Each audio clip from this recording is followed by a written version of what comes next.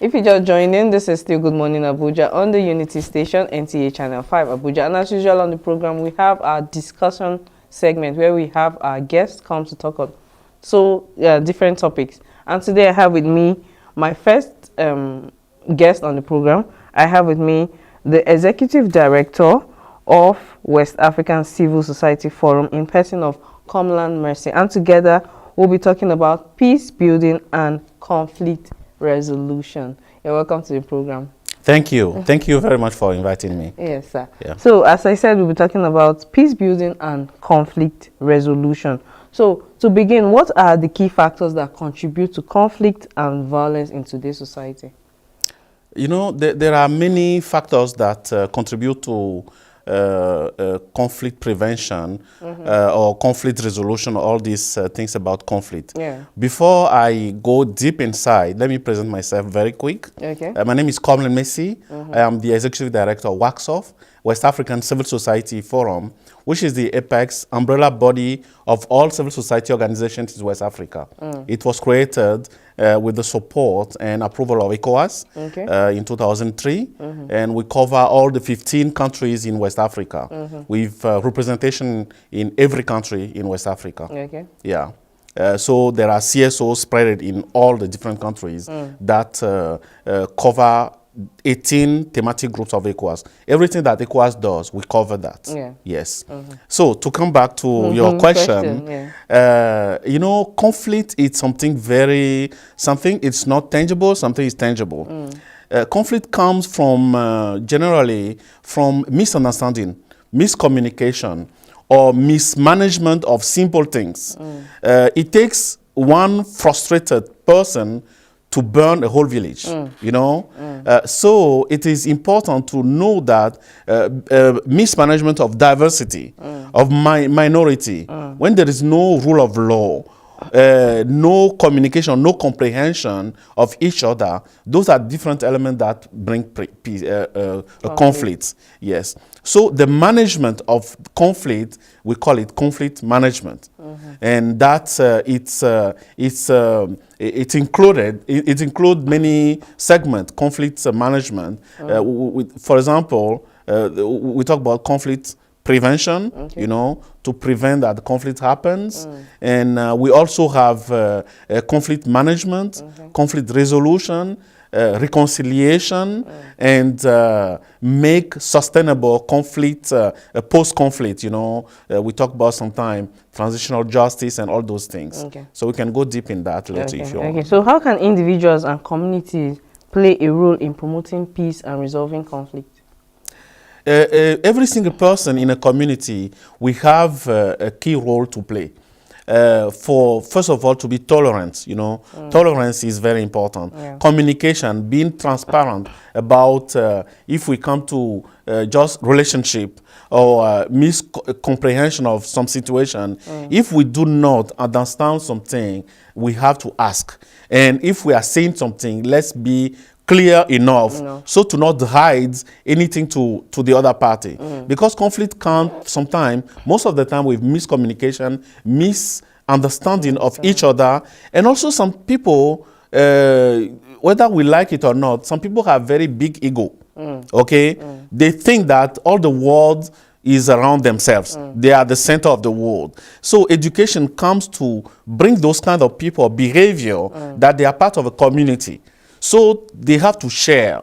They have to they have to be mindful of the peace of the community. They are not the only people in this world. Okay. Yes. So what are some, seeing that you are the executive director of WACSOF, you must have had some experiences and all that. So from you dealing with other countries, just as you said, you're in charge of some other countries. I think 15 countries, 15 countries. Yes, in West Africa, so yes. What are some successful examples of peace building initiative around the world, and then what lessons can we learn from them? Okay, let me just take you one concrete example. WACSOF and its CSO partners actually developed in Mali, Republic of Mali. Mali is one of the countries in ECOWAS region. You know, we've noticed that there are many conflicts in mining areas, you know, extractive industry. There are many injustice in those community areas.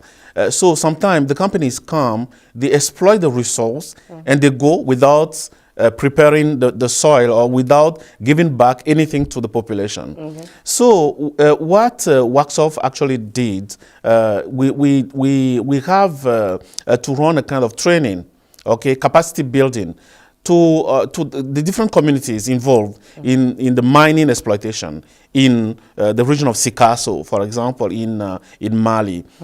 Why? Because ECOWAS developed what we call ECOWAS Harmonized Mining Code. It is a mining code that actually gives a model for the management of the mining in all our region. You know, ECOWAS region, the West African region, even in Africa, we are very rich in natural resources. And so in that example, we took all the provisions of the ECOWAS mining code to make it all the provisions for conflict prevention. Okay. So we put them together. That made it simple to have the roles and responsibilities for every single community involved in the mining management. You know, all the stakeholders, the companies, the government, the community leaders, the religious leaders, the youth, the women, the CSOs, all the people who have interest in the management of the mining. So we developed training with those provisions of conflict prevention.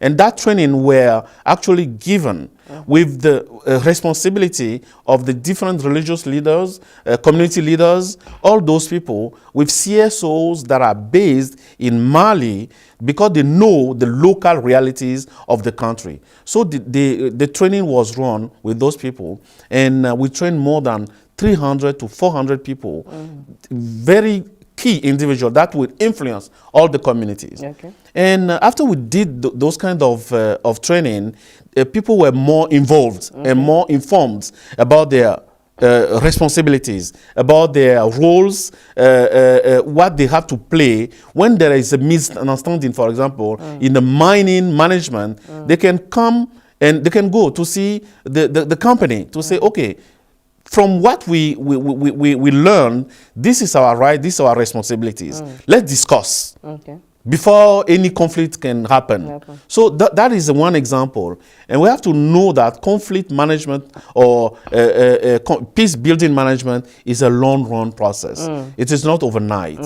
So that's just one example. Okay, so I don't know if it answers your question. Okay, that's some of, at least you have shown us how you go about some of these issues and how some of the stories are actually successful. Yes. So without usually when there's a successful story, there are also challenges behind those successful stories. So what are the main challenges and obstacles to achieving sustainable peace in conflict affected areas? Okay, some challenges are the rule of the law. The rule of law, when there are some leaders that refuse to respect the rule of law. Sometimes there are rules, there are laws, but they think that they are over the law, so they don't respect that. Corruption also is a challenge. Sometimes, some communities may have very good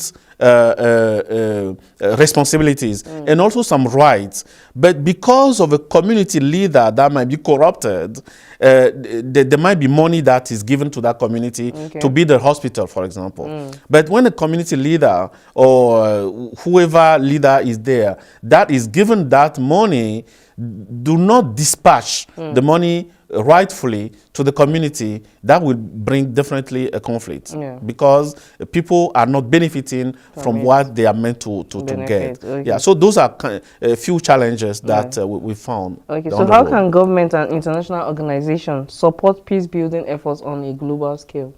Awareness, is very important.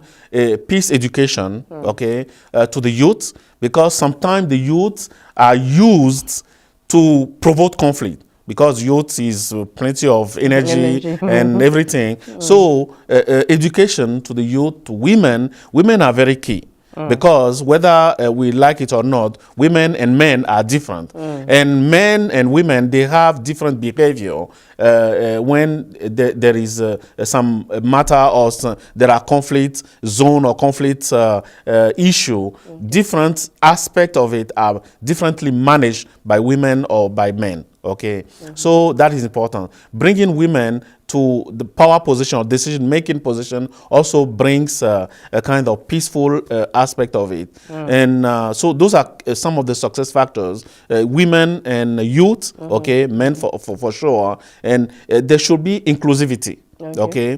When there is no inclusivity, when somebody feels that he is excluded from the whole process, he will be the one who will protest when any decision will be made.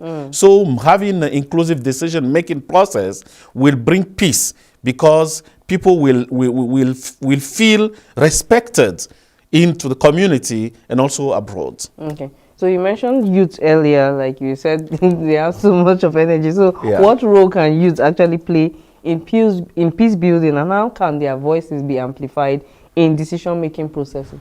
Okay, in the process of peace education, I mentioned youth. Youth is very key in the whole process.